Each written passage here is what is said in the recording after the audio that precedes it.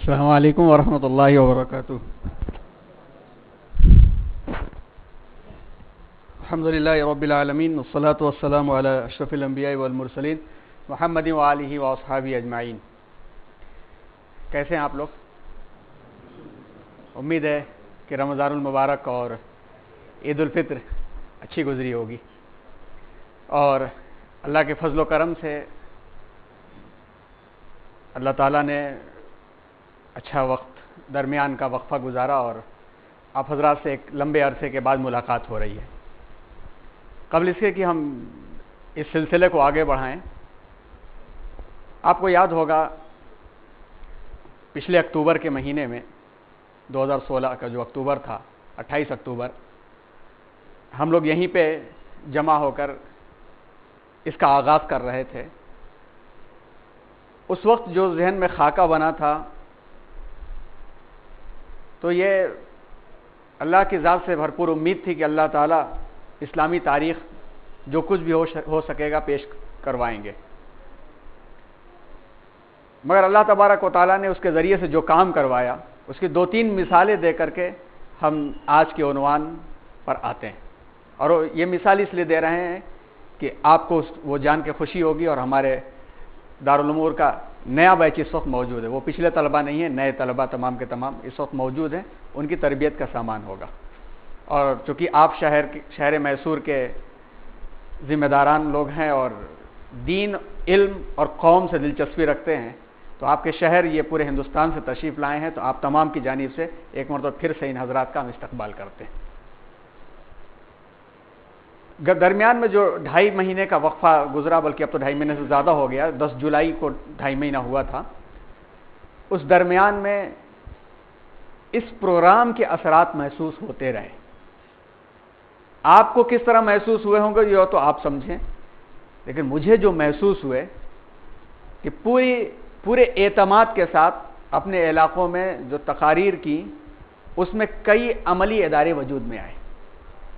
خاص طور پر ہمارے گاؤں میں ہی آج تک کوئی ادارہ اس طرح کا وجود میں نہیں آیا تھا جہاں بچوں کے لیے ووکیشنل ٹریننگ کا انتظام کیا جا سکے۔ اور غالباً ہو سکتا ہے، اللہ کو معلوم، لیکن ممکن ہے کہ اسلامی تاریخ کے موضوعات کو پیش کرنے کی ہی نسبت سے اللہ تبارک و تعالیٰ نے حرمین شریفین کی زیارت سے بھی سرفراز فرمایا۔ یہ اللہ کا فضل ہے، اور انشاءاللہ اب جو باتیں ہوں گی وہ دیکھی ہوئی باتیں ہوں گی، اسی لیے کچھ موضوعات دہرانے پڑیں گے۔ دیکھنے کے بعد محسوس ہوا کہ لاکھ انسان تحقیق کر لے، لاکھ انسان پڑھ لے، مگر دیکھی ہوئی چیز کی بات ہی الگ ہوتی ہے۔ سیرت النبی کے عنوان پر ماں خدیجہ رضی اللہ تعالی عنہا کے بارے میں ایک پورا چیپٹر تھا، آپ کو یاد ہوگا، لیکن جب مکہ مکرمہ اور غار حرا کا سفر ہوا اور غار حرا پر صبح کی ٹھنڈک میں چڑھنے کے باوجود جو شدت محسوس ہوئی، تب اندازہ ہوا کہ اسلام سے، دین سے، شریعت سے اور رسول اللہ صلی اللہ علیہ وسلم سے محبت ان حضرات کی کیسی تھی ہم تصور بھی نہیں کر سکتے، کہ وہ 55 سالہ بوڑھی خاتون کس طرح سے غار حرا بغیر سیڑھیوں کے سہارے چڑھتی تھی۔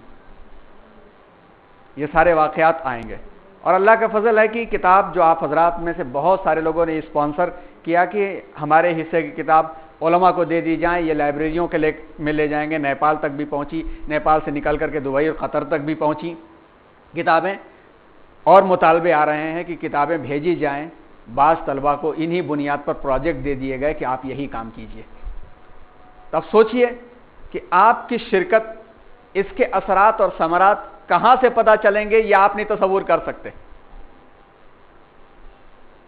دنیا کے اندر وراثت کا معاملہ یہ ہوتا ہے کہ دادا کی دولت باپ نے قبضہ کر لیا، نہیں تو پوتے نے قبضہ کر لیا، ختم ہو گیا، مگر دین کی وراثت کا معاملہ یہ ہے کہ آپ تصور نہیں کر سکیں گے کہ آپ نے کتنا بڑا کام کیا ہے۔ سب کا سب کو اللہ تبارک و تعالیٰ برابر برابر ایک سے بڑھ کر کے ایک عطا فرمائیں گے۔ تو یہ چھوٹا سا جو کام تھا، 1 سال میں میسج پورے ہندوستان میں پھیل جانا اور عملی طور پر یہ آسان نہیں ہوتا ہے، اور یقیناً اس میں آپ کی شرکت، آپ کی دعائیں، آپ کی تمنائیں اور اسپانسر جن لوگوں نے کتابیں کی ان کی خدمات یقینی طور پر شامل، اور سب ملا کر کے اخلاص بڑا کام کرتا ہے. انما الاعمال بالنیات کہا گیا ہے نا, اسی لیے ہمارے حضرت مولانا علی میاں صاحب رحمۃ اللہ علیہ فرماتے تھے کہ مخلص کا سفینہ مجدھار میں پھنس کے بھی نکل جاتا ہے. مخلص کا سفینہ مجدھار میں پھنس کے بھی نکل جاتا ہے, اور غیر مسلم لب دریا بھی ڈوب جاتا ہے. غیر مخلص لب دریا بھی ڈوب جاتا ہے. تو اسی اخلاص کے ساتھ ہمیں امید ہے کہ آئندہ آپ آتے رہیں گے, اپنے دوستوں احباب کو اور خواتین کو ترغیب دلا کے لاتے رہیں گے, اور کوشش کریں کہ بچے تھوڑا وقت نکال کر کے آئیں, تاکہ ان کے ذہن میں بات پہنچے. اس لیے کہ اب جو مرحلہ شروع ہونے جا رہا ہے وہ اصل مرحلہ ہے, جہاں سے اصل میں خیال جہاں سے آیا تھا یہیں سے آیا تھا کہ سیرت النبی سے شروع کر کے تاریخ پر بات آئے گی. لیکن چونکہ ہم لوگوں کا ایمان یہ ہے کہ ان الدین عند اللہ الاسلام, حضرت آدم علیہ السلام کی تخلیق سے ہی اسلام کا آغاز ہو گیا تھا. اس نقطہ نظر سے ہم لوگوں نے حضرت آدم علیہ السلام سے شروعات کیا تھا. اب جو مرحلہ ہم لوگوں کا شروع چلے گا وہ اصل میں چلے گا جس میں شریعت, اسلام اور فکر اس کے بارے میں بات ہوگی. آج دیکھیے جو ٹائٹل سامنے ہم لوگوں نے رکھا ہے, یہ اس نقطہ نظر سے ہم نے رکھا ہے کہ آؤ مل کر انقلاب تازہ تر پیدا کریں, کہ ساری چیزیں بنی بنائی ہیں, جڑی ہوئی ہیں, کچھ بھی ہمیں کرنا نہیں ہے, بس ہمیں قدم بڑھا دینا ہے.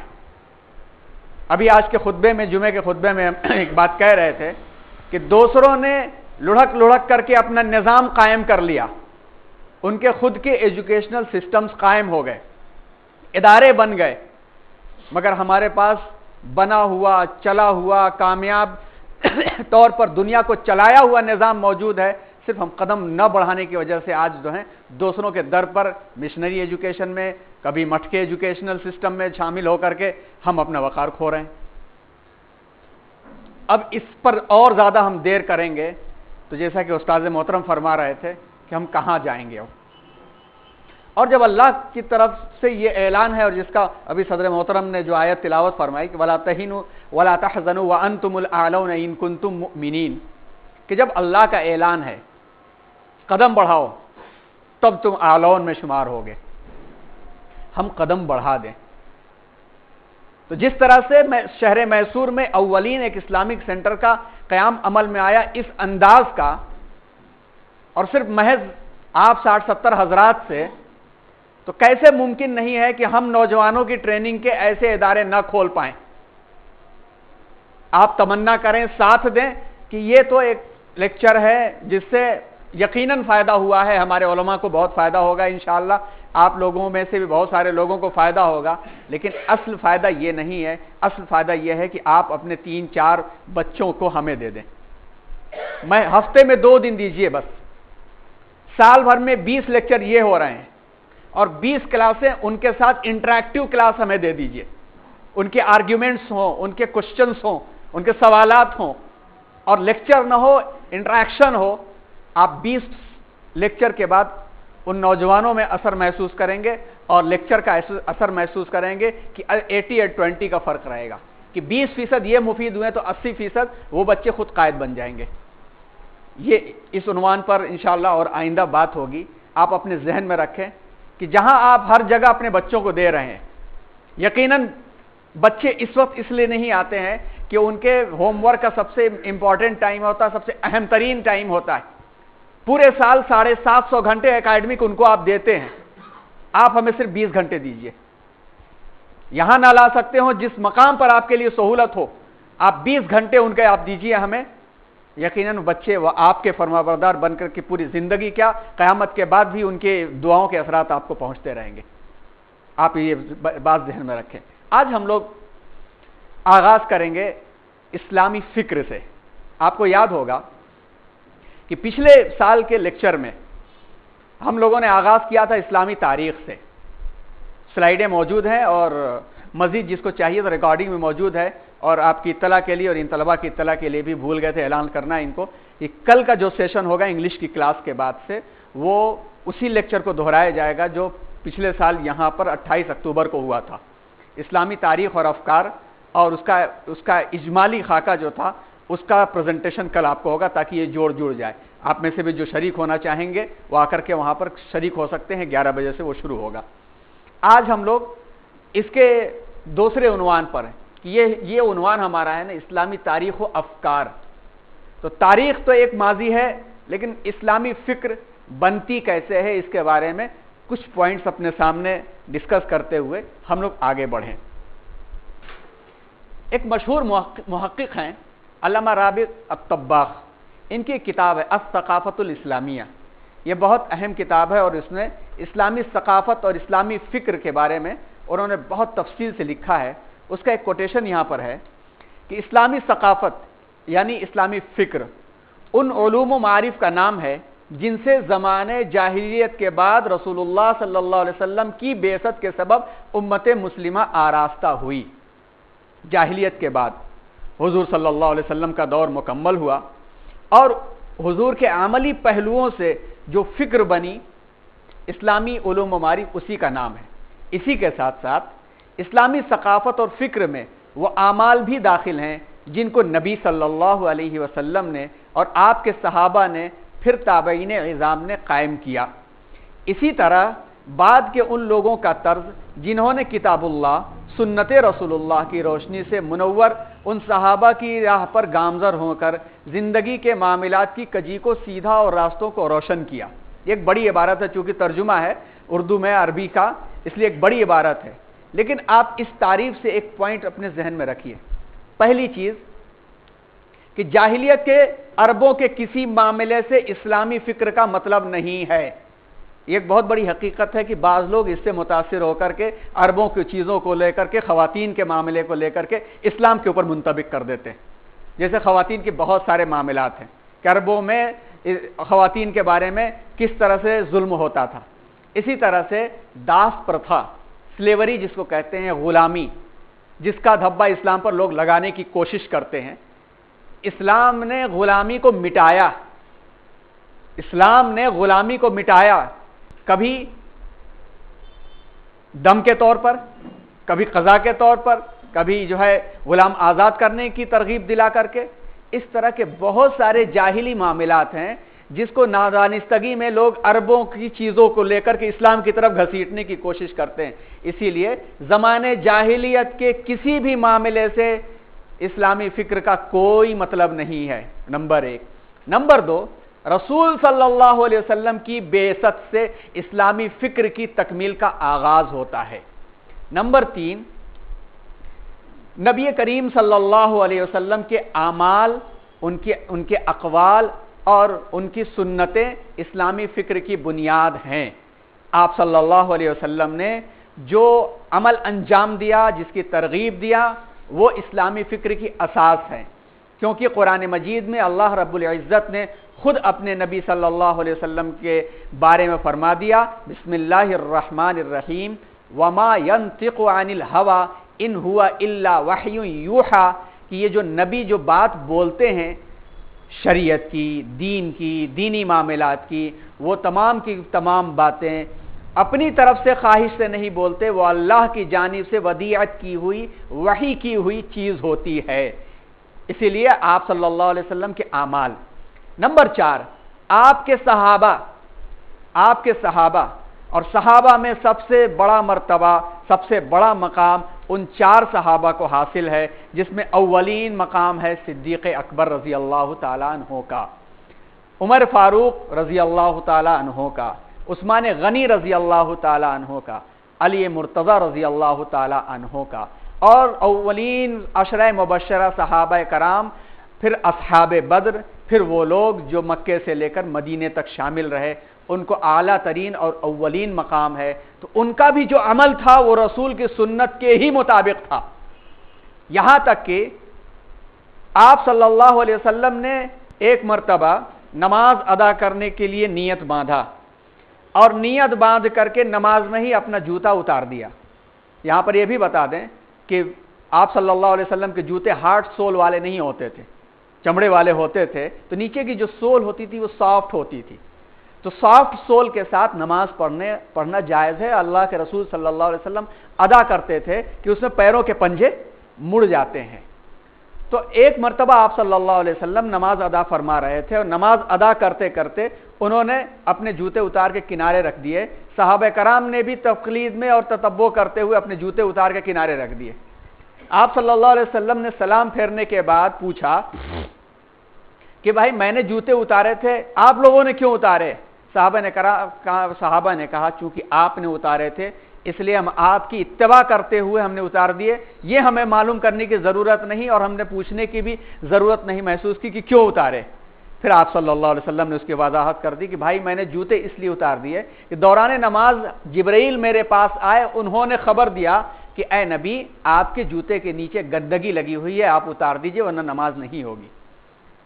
حضرت علی رضی اللہ تعالیٰ عنہ ایک مرتبہ صحابی سواری پر چڑھے اور سواری پر چڑھتے ہی مسکرا دیے.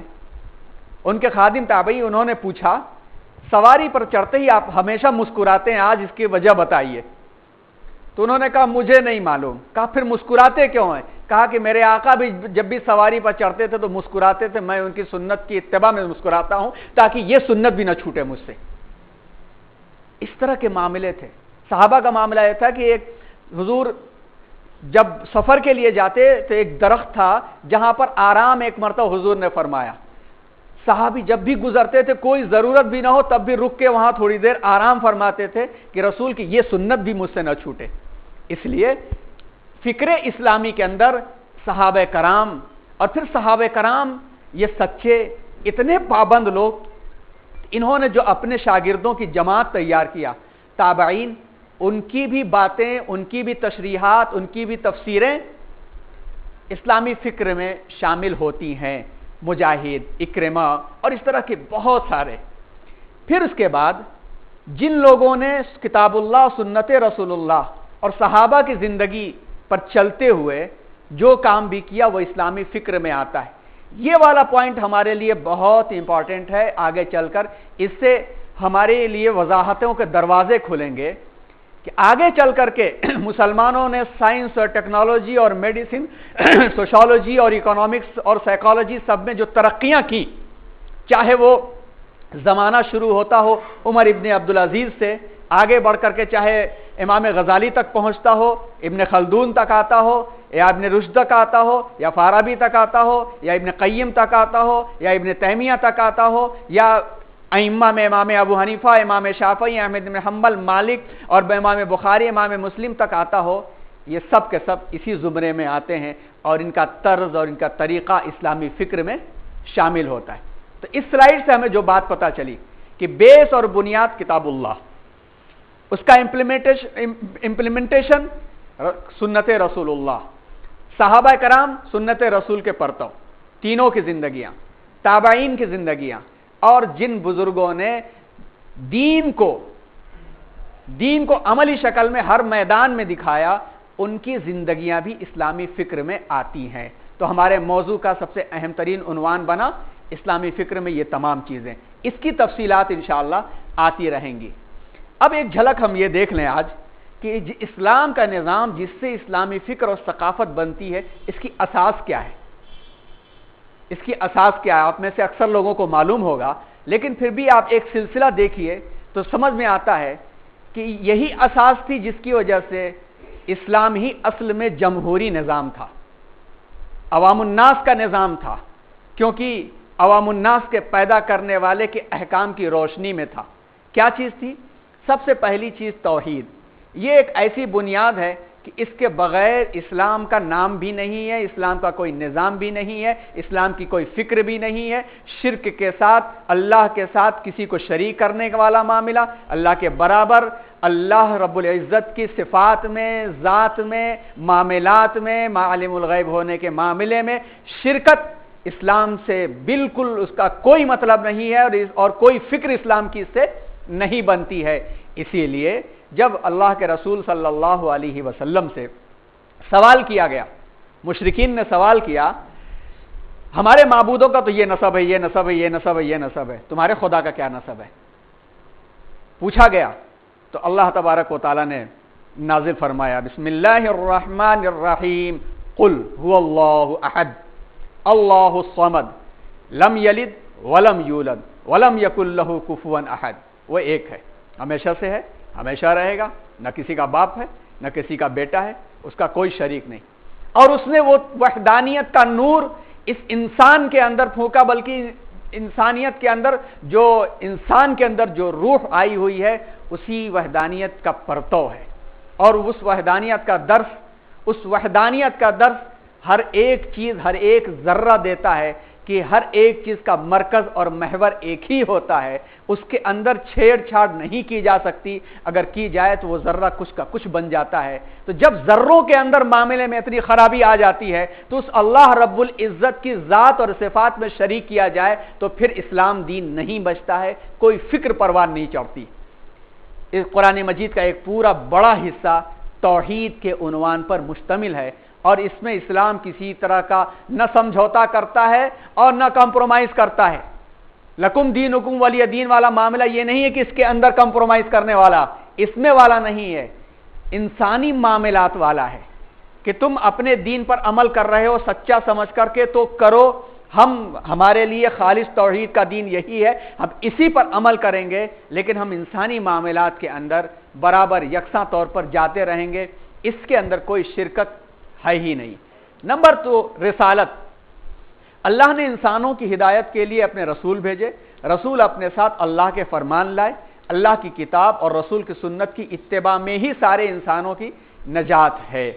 तो इस्लामी फिक्र बनती है रिसालत से। नंबर 3, आखिरत। सारे इंसानों को मर मिट कर एक रोज अल्लाह के हुजूर खड़ा होना है और अपने कामों का हिसाब देना है, कोई भी इसकी गिरफ्त से नहीं बच सकता। इस्लामी फिक्र की तीसरी असास ये इसलिए अहम है कि जैसा कि अभी सदर साहब के यानी सदर यूनिजीसी जनाब खलीलुर रहमान वसीम साहब की गुफ्तगू में जो बात आई, रब्बना आतिना फिद दुनिया हसना व फिल आखिरति हसना व क़िना अज़ाबन नार, कि शॉर्ट टर्म तो ये है और इस शॉर्ट टर्म के लिए भी हमें अहकामात दिए गए हैं कि आपको ज़िंदगी के जो लवाजिमात अंजाम देने हैं, अपनाने हैं, उसकी हिदायत अल्लाह की तरफ से मिली हैं, लेकिन लॉन्ग टर्म को भूल नहीं सकते, तुम लॉन्ग टर्म को नहीं भूल सकते।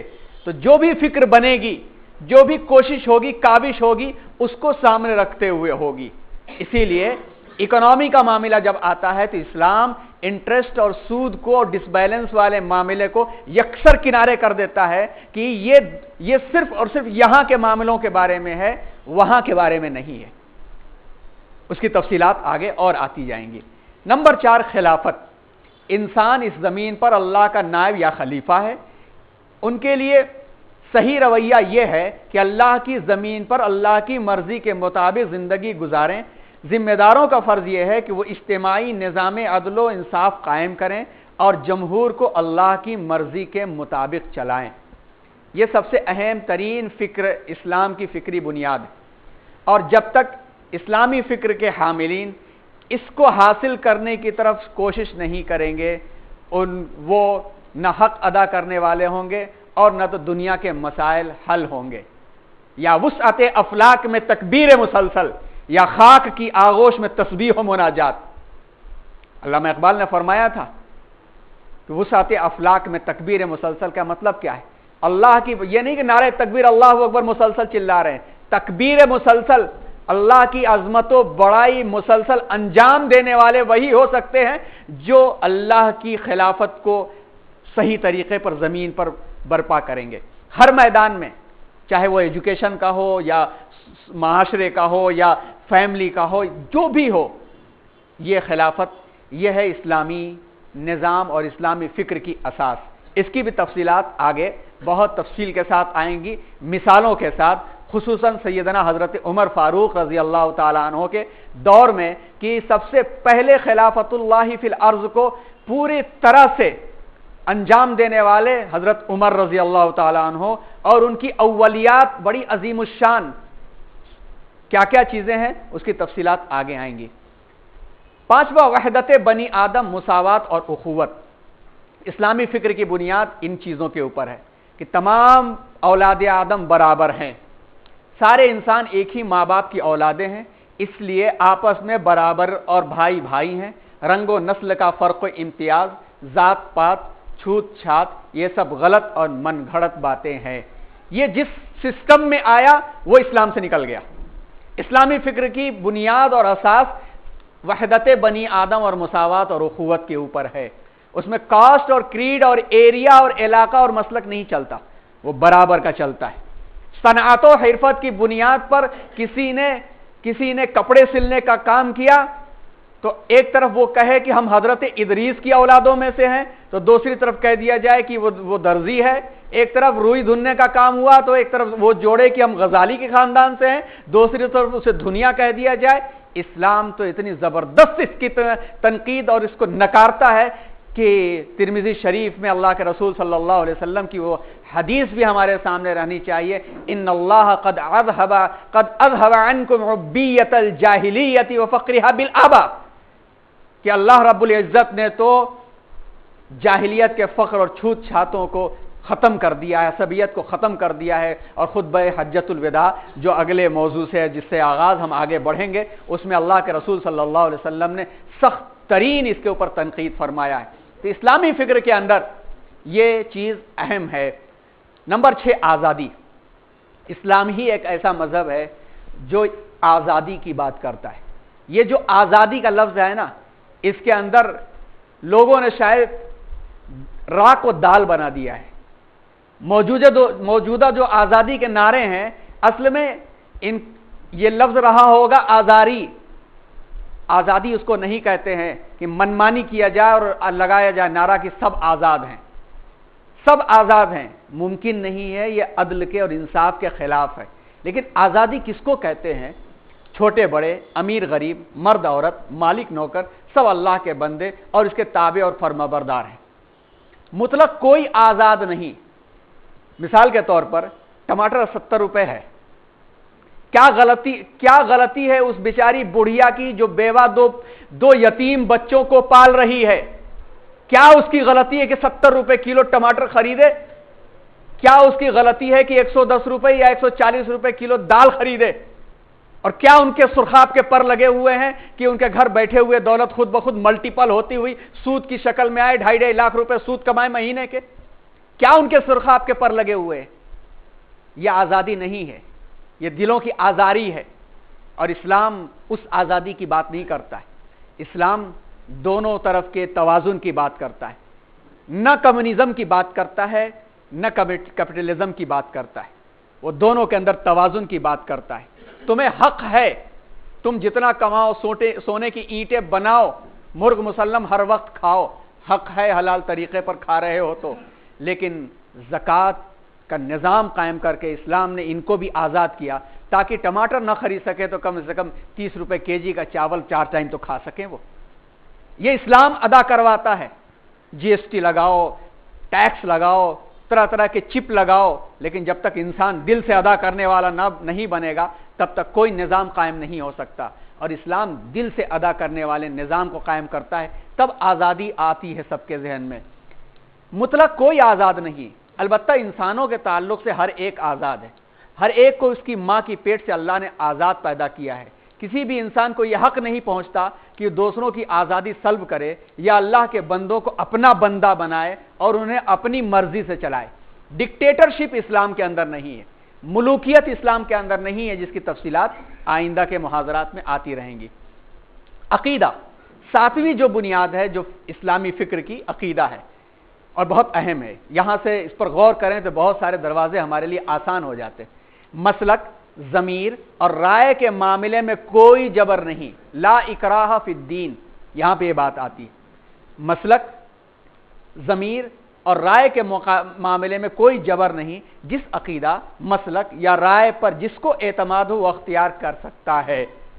اگرچہ سارے انسانوں کے لیے صحیح رویہ یہی ہے کہ اسلام کو اپنا کر فلاح دارین حاصل کریں. اگرچہ یہی ہے, اگر نہیں کر رہے ہیں تو جبر سے کوئی نہیں کر سکتا, اسلام نہیں قبول کرا سکتا. اور اسلام کے ماننے والوں نے کبھی نہیں کرایا ہے, کبھی نہیں کرایا ہے. یہ الزامات اب دم توڑ رہے ہیں. پہلے بڑے شدت کے ساتھ ہوتا تھا جب لوگوں کے پاس معلومات کی کمی تھی. پہلے یہ اعتراض سب سے شدید تھا کہ اسلام تلوار سے پھیلا ہے. اب یہ دم توڑ چکا, اس لیے کہ جو حقائق پر جاتا ہے وہ سمجھ جاتا ہے کہ کہ اسلام نے تو کبھی ایسا کیا ہی نہیں, یہ تو زبردستی کا تھوپا ہوا الزام ہے جس کی کوئی بنیاد نہیں, تو ہمیں بھی نہیں چاہیے کہ اس کے پیچھے پڑ کر کے بلا وجہ کا اپنا وقت ضائع کریں, کرنے کا ہمیں دوسرا کام ہے. تو جب اسلام کے معاملے کے اندر دیکھیے بہت اہم بات ہے کہ جب دین کے معاملے میں جبر نہیں ہے, دعوت اپنے اپنے انداز سے دی جائے گی, مدعو کیا جائے گا, سچائی رکھی جائے گی, یہ ذمہ داری ہے, یہ فریضہ ہے, لیکن اس کے باوجود بھی زبردستی کسی سے نہیں قبول کرایا جا سکتا. تو مذہب کو سمجھنے کے معاملے میں کوئی شخص کسی طرز کو طریقے کو اپنائے, کوئی شخص کسی طرز اور طریقے کو اپنائے, اس میں کیسے جبر کیا جا سکتا ہے, کیسے کیا جا سکتا ہے. سیدنا حضرت علی رضی اللہ تعالیٰ عنہ کا دور جب آئے گا تو اس وقت ایک بات اور سامنے آئے گی کہ جب سیدنا حضرت علی رضی اللہ تعالیٰ عنہ کا دور تھا تو اس وقت حضرت عثمان غنی رضی اللہ تعالیٰ عنہ کے قاتلان جو تھے مدینہ منورہ میں ہی موجود تھے, مدینہ منورہ میں موجود تھے. مگر ان قاتلان کی موجودگی سے بڑھ کر کے ایک بڑا مسئلہ آ رہا تھا بارڈر کی طرف سے کہ اسلامی شریعت اب پھل پھول رہی ہے اور قرآن مجید کی آیتیں اب لوگوں کی زبانوں پر آ رہی ہیں, اسلام دلوں کو فتح کرتا ہوا آگے جا رہا ہے. اگر ہم ان کے چکر میں پڑ گئے تو اسلام کی پرواز رک جائے گی اور اسلام پھر سے سمٹ کر کے اندر آ جائے گا. اس بڑے کاز کی خاطر حضرت علی رضی اللہ تعالیٰ عنہ نے ان کے ساتھ تعرض نہیں کیا, ان کو مسجد تک میں آنے کی اور جماعت میں شامل ہونے تک کی اجازت دی. تو صحابہ کا عمل ہمارے لیے ایک بڑا عمل ہے نا, اس سے بہت سارے رویے ہمارے کھل جاتے ہیں. تو پھر کیوں ایک شخص نے اللہ کے رسول صلی اللہ علیہ وسلم کی کوئی حدیث سنا اور اپنی تحقیق کے مطابق اس کو معلوم ہے کہ اصول کے مطابق اس نے تحقیق کیا اور اس تحقیق سے پتا چلا کہ اللہ کے رسول صلی اللہ علیہ وسلم نے اس طریقے پر نماز کو ادا کیا, اسی کے بھائی نے دوسرے انداز سے تحقیق کیا اصول کو فالو کرتے ہوئے اور وہ مخلص ہے کہ اللہ کے رسول صلی اللہ علیہ وسلم نے اس طرح پہ نماز ادا کیا, اس کا عمل اس کے ساتھ, اس کا عمل اس کے ساتھ. اب یہ دونوں آپس میں لڑنے لگیں, اس کی اجازت اسلام کے دائرے کار کے اندر نہیں آتی ہے اور اسلامی فکر کے اندر بھی نہیں آتی ہے. ساری مخلوق اللہ کا کنبہ ہے. نمبر 8, ساری مخلوق اللہ کا کنبہ ہے, اس کی بنیادی ضروریات لازماً پوری ہونی چاہیے. اسلامی فکر میں یہ بھی بات آتی ہے ہر بھوکا کھانے کا, ننگا کپڑے کا, مریض دوا علاج کا مستحق ہے, اس کو یہ حق بہرحال ملنا چاہیے, بہرحال ملنا چاہیے. اس لیے کسی کو ان چیزوں پر جو عوامی ریسورسز ہیں اجارہ داری کا کوئی حق نہیں ہے, پرائیویٹیشن کا کوئی کانسیپٹ اسلام کے اندر نہیں ہے. مثال کے طور پر دوا ساز کمپنیاں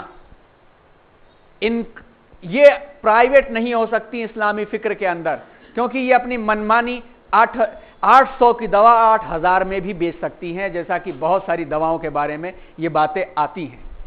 کیونکہ اس کی وجہ سے اگر ایک شخص کا قبضہ عام ریسورسز پر ہو گیا, پانی کا معاملہ ہو گیا یا اسی طرح کے وہ ریسورسز جو سب کے لیے کامن ہیں, اس پر پرسنل کسی شخص کا قبضہ ہو جائے گا تو وہ اپنی اجارہ داری سمجھ لے گا. جیسا کہ پچھلی بھی نشست میں ایک مرتبہ بات آئی تھی کہ بھاؤ تاؤ اور بھاؤ پہ بھاؤ چڑھانے سے اسلامی شریعت اور اسلامی فکر منع کرتی ہے.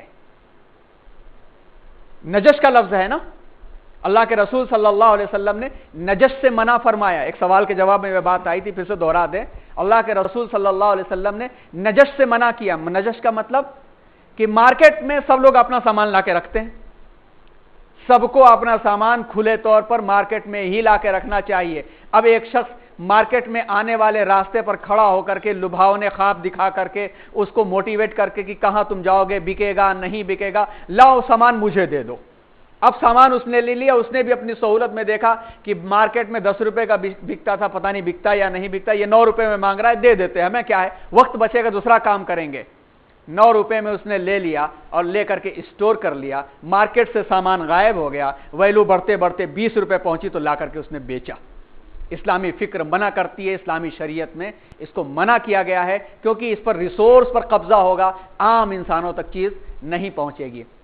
نمبر 9, ہر انسان کی جان و مال, عزت و آبرو محترم ہے, اس پر دست درازی نہیں کی جا سکتی.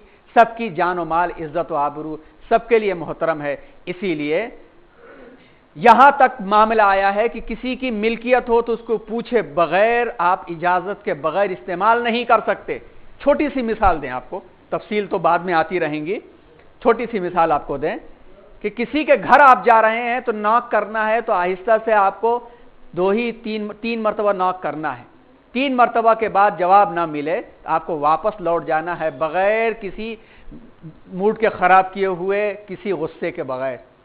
یہاں تک اس ادب کو آگے بڑھایا گیا ہے کہ ہم لوگوں کو سکھایا جاتا تھا اساتذہ کی طرف سے جب بیسک فون تھا کہ فون پر پہلے اجازت لیجیے کہ کیا میں بات کر سکتا ہوں۔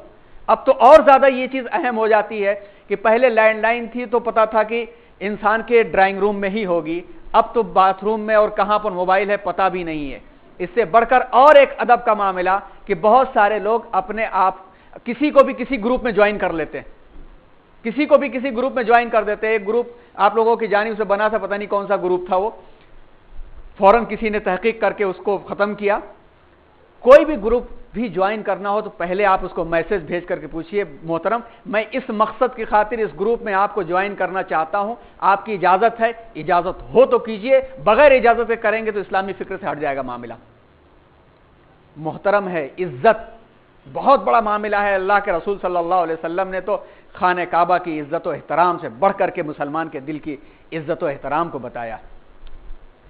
ہر ایک کے لیے اسلامی فکر میں 10ویں چیز، ہر ایک دوسرے کے لیے وہی پسند کرے جو اپنے لیے پسند کرتا ہے۔ یہ ایک ایسا پہلو ہے جو آج ہم سب کی زندگیوں سے غائب ہے، لیکن اسلامی فکر میں یہ بہت اہم چیز ہے۔ اگر اس کی اسی ایک لفظ پر دیکھیں تو کتنے معاملات ہمارے سنبھل جاتے ہیں، سدھر جاتے ہیں۔ نمبر 11، نیک کام میں تعاون کیا جائے اور برے کام میں تعاون نہ کیا جائے۔ نیک کام چاہے دشمن بھی کر رہا ہو تو تعاون اللہ کے رسول صلی اللہ علیہ وسلم نے کیا ہے۔ حلف الفضول پر فخر فرمایا کہ جاہلیت کے زمانے میں جو حلف ہوئی تھی اگر مجھے آج بھی بلایا جائے تو میں جانے کے لیے تیار ہوں، اور برا کام کے معاملے میں اپنا گھر کا بھی کوئی کر رہا ہو تو ہرگز ہرگز اس کو اجازت نہیں ہے کہ اسلام اور دین کی بنیاد پر برائی میں ساتھ دو، اسلامی فکر کے اساس میں ہے۔ نمبر 12، زندگی بسر کرنے کے سیدھے اور سچے طریقے سے جو واقف ہیں ان کی ذمہ داری ہے کہ وہ ناواقف تک اس طریقے کو پہنچائیں۔ یہ وہ بات ہو گئی الا فلیبلغ الشاہد الغائب، آپ میں جو موجود ہیں آپ صحیح فکر کو دوسروں تک پہنچائیے، تھوپیے نہیں۔ یہ بات بھی اہم رہنی چاہیے۔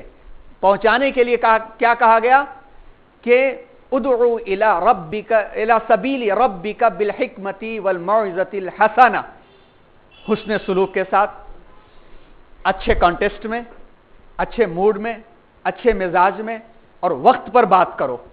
ایک شخص کی والدہ کریٹیکل کنڈیشن میں ہاسپٹل میں ایڈمٹ ہے، وہ بھاگا چلا جا رہا ہے، ہمیں نہیں معلوم ہے کہاں جا رہے ہو، جماعت کا وقت ہو رہا ہے، جاؤ، نہیں جاؤ جہنم میں جاؤ گے۔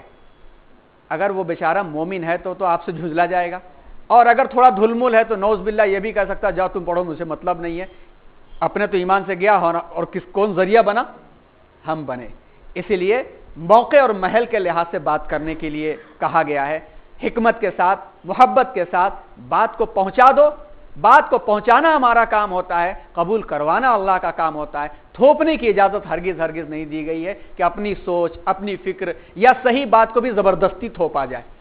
تو اس طریقے کو، لیکن یہ ذمہ داری بہرحال سب کے اوپر ہے کہ سیدھی سادے زندگی ہم گزار رہے ہیں تو اس طریقے کو ہم لوگوں تک پہنچائیں۔ تو یہ ایک فکر کا ایک خاکہ تھا، اور ہم لوگوں نے جو آغاز، انہی بنیادوں پر اسلام نے ظلمتوں میں انسانیت کے لیے نور فراہم کیا، انسان دنیاوی تنگیوں سے نکل کر آزاد وسعتوں میں آئے۔ اسلام نے سب کے لیے یکساں علموں کو رواج دیا، یکساں، knowledge for all, education for all, سب پڑھیں سب بڑھیں، یہ اسلام کا نعرہ تھا۔ اب ہم دوسروں کی دیوار پر پڑھتے ہیں کہ سب پڑھیں سب بڑھیں، اور دیکھتے ہی دیکھتے اسلام نے پہلی صدی ہجری کے اختتام تک نصف دنیا کے دلوں میں مقام پیدا کر لیا۔ یہی وہ فکریں تھیں۔ ہمارا آغاز جو ہوا تھا اکتوبر کے مہینے میں اس عنوان سے ہوا تھا جس میں تاریخ کے بارے میں جھلک دکھائی گئی تھی کہ ہم کہاں تھے۔ معلم عالم جیسا استاد محترم نے فرمایا، معلم عالم سے مجبور محض بننے کے کیا اسباب تھے، اس میں دکھایا گیا تھا، اور کل اسی عنوان پر ان طلباء کے سامنے لیکچر ہے۔ پھر اس کے بعد نبوتوں کے سلسلے کا اجمالی جائزہ ہم لوگوں نے لیا تھا، اور اس کے بعد پھر حضرت ابراہیم علیہ السلام کے خاندان کی تفصیلات آئی تھیں، اسرائیل سے اسرائیل تک کا ایک خاکہ سامنے آیا تھا۔ پھر حضرت عیسیٰ علیہ السلام اور عیسائیت کے بارے میں بھی چند باتیں ہمارے سامنے آئی تھیں، اور اس کے بعد بنو اسماعیل پر ایک طویل محاضرہ ہوا تھا، 2-3 نشستیں اس کے بارے میں ہوئی تھیں۔ خاندان کے سلسلے کو بھی بتایا گیا تھا کہ خاندان کے سلسلے کیا ہیں۔ حضرت آدم علیہ السلام اور نوح علیہ السلام کا جب تذکرہ ہوا تھا تو ہندوستان میں ہندوستانیوں سے نبیوں کے تعلقات کے اوپر بھی کافی ایک اچھا محاضرہ ہوا تھا، اور یہ چیپٹر بہترین انداز میں کتاب میں موجود ہے، آپ اس کو دیکھ سکتے ہیں۔ پھر خاتم النبی صلی اللہ علیہ وسلم کی ابتدائی مکی زندگی کے بارے میں 20 جنوری کو ہوا تھا۔ پھر اقرا کا سبق، آغاز نبوت، مکی دور، دعوت و تبلیغ، اس کے بارے میں بات آئی تھی۔ اس کے بعد پھر مدینہ منورہ حضور اکرم صلی اللہ علیہ وسلم جو تشریف لائے ان حالات کا تذکرہ تھا، اور درمیان میں جو افکار نکل کر کے آتی ہیں، جو اسباق آتے ہیں، اس کو پیش کیا گیا تھا، اور مختلف دور میں یہ باتیں سامنے آتی رہی تھی۔ پھر مدنی معاشرے کی تشکیل، اس کا عنوان دیا گیا تھا عالمگیر خلافت الہیہ کا قیام۔ اس کے پہلے وہ کوئی ایسا عالمگیر کانسیپٹ نہیں تھا۔ نبیوں کی بھی جو شریعتیں تھیں وہ علاقائی شریعتیں تھیں یا عالمگیر شریعت تھی۔